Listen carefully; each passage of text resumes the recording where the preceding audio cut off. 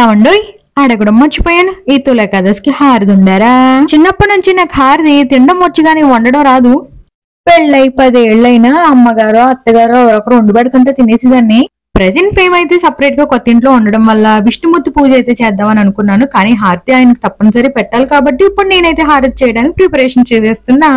ముందుగా అయితే ఒక గ్లాస్ నీళ్ళు బాగా మరిపించి ఒక గ్లాస్ వరిపిండేసి పిండి నొక్కించి ఆ పిండిని ఇలా చేయాలండి. ఫస్ట్ హారతి అంటే బాబా పెద్ద పని అనుకున్నాను. తర్వాత యూట్యూబ్ తెల్లుండగా ఇంకా నాకేంటి బెంగ అనుకున్నాను.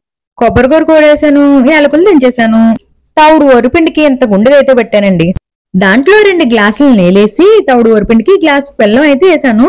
మనం కోరుకున్న కొబ్బరి కూర నీళ్ళు వేసాను. దంచుకుని యాలకుల పొడిని కూడా వేసాను. బాగా మరిగే నీళ్ళు అయితేనే మరగ్గానే ఈ తాలకులు పట్టుకెళ్ళి అందులో వేసాను. మనం ఎక్కువ తిప్పేకూడదు, తిప్పేసి తిరిగిపోతాయి అంటండి. ఫైనల్లీ ఇలా అయితే ఉడికిపోయింది. చూడడానికి అయితే చాలా బాగుంది. నాకైతే వచ్చేసిందని అర్థమైపోయింది. ఏమండి టేస్ట్ కూడా అదిరిపోయింది. ఇంకెందుకు లేదు మరి సబ్స్క్రైబ్ చేసండి.